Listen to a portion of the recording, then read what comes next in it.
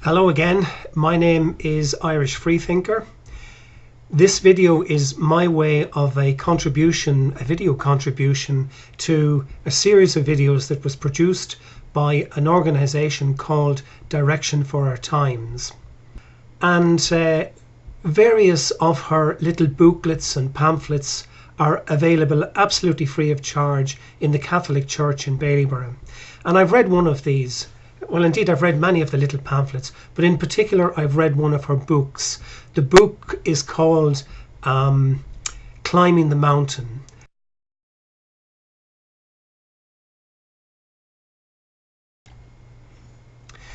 And it is from her book, Climbing the Mountain, that the quotes that I use are taken, and which I will be commenting on.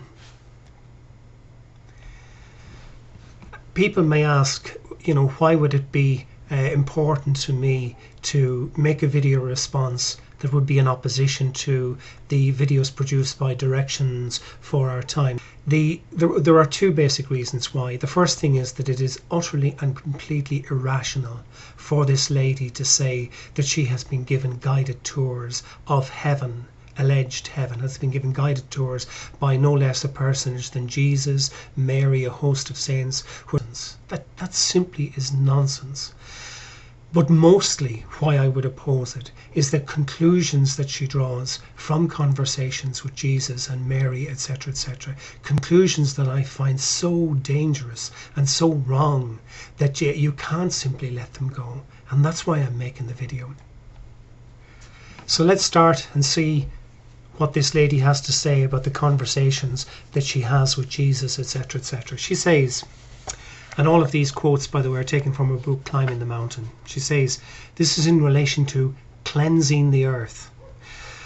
Jesus says to her, I am raising up a tidal wave of Christians to wash over the shores of badness of this world.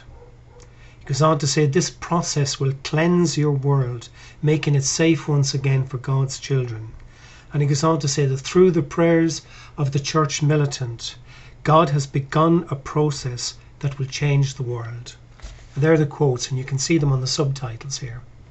The problem I have, of course, is that anybody who talks about cleansing in relation to human beings, that simply is reminiscent of Nazism. It's reminiscent of what went on in the Balkans. It is reminiscent, in fact, of ethnic and human cleansing. And we have to be so careful and so vigilant when we hear people talking about cleansing the world and about making the world safe for people. Because if it's making the world safe for God's people, as he says here, for God's children, then you can be absolutely sure that he's going to make it, that this cleansing is going to make it an awful lot more dangerous for those of us who would consider ourselves not of God's people. Any group of militant Christians, any group of militant church militants that are going to come talking to me about cleansing the world and making it safe for God's children, they will find implacable opposition from me. Throughout this book, Jesus is described as the essence of complete love. When he speaks of natural disaster, here is what he has to say. He says, I do not will catastrophe upon my children. I do, however, allow a certain amount of upheaval. Consider this a liberating experience, earthly creatures. End of quote. So there you have it. The essence of complete love allows a certain amount of upheaval. And when you read the book, you find that this upheaval is in fact a way of God chastising the world for choosing the path of materialism. What I found sickening about all of these so-called statements is that to teach a lesson to the essentially materialistic West, it is hundreds of thousands of the world's poorest people that actually has to pay the debt. They are the people who are essentially killed, murdered, if you like, by God. He brings a natural disaster on. That natural disaster kills them in their hundreds of thousands, and it's done to teach a lesson to those of us who apparently have gone the way of materialism. Now that is absolutely shocking.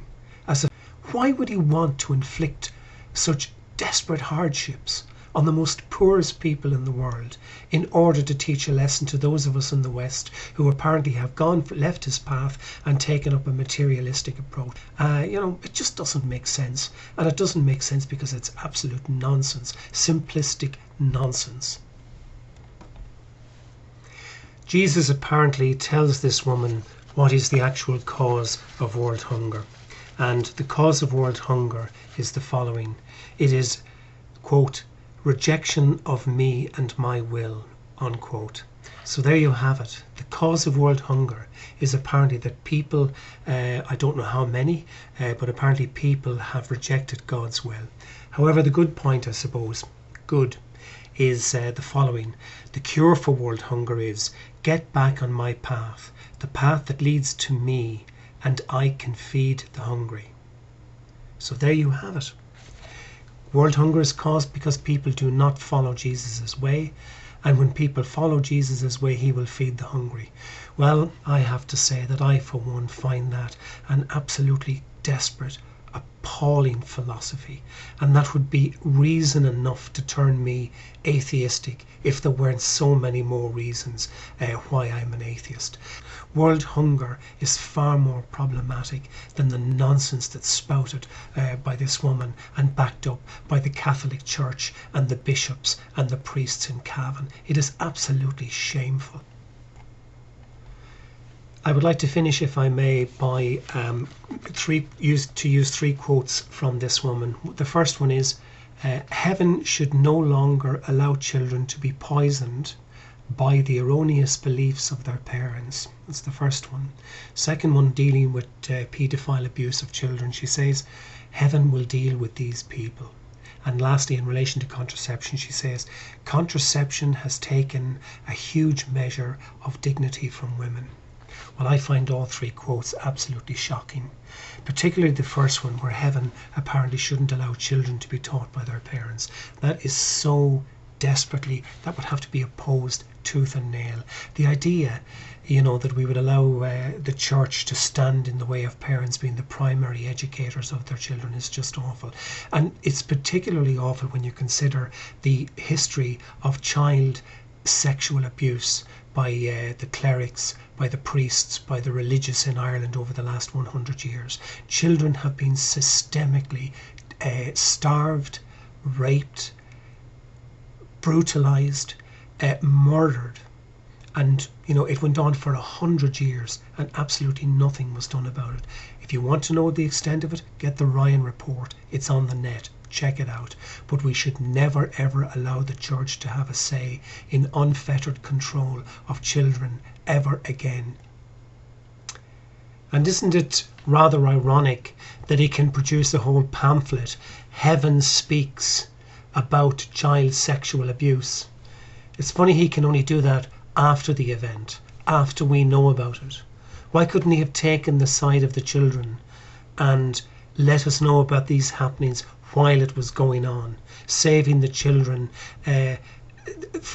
horrible treatment at the hands of these paedophiles who spoke and preached and acted in his name? The reality, of course, is that he couldn't do that because he doesn't exist, and this woman only puts these stories about because she has learned about it in the same way that the rest of us have learned about it, through the confessions and the experience of these children and the treatment, the brutality, the sexuality, the sexual rape of these children and the buggery of these children. It was absolutely disgraceful. Finally, in relation to contraception, how dare she say that contraception has brought a certain amount of indignity to women? Contraception has actually allowed women to become free of unwanted pregnancy, have allowed them to enjoy as equals the human sexuality and the enjoyment of human sex. Long may contraception continue, and long may the freedom of women to enjoy sex